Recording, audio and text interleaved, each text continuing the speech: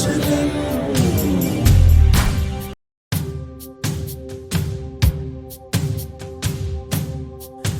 माङ्गल्यं तन्तुनानेन मम जीवनहेतुना कण्ठे बध्नामि शुभगे त्वं जीव शरदां शतम्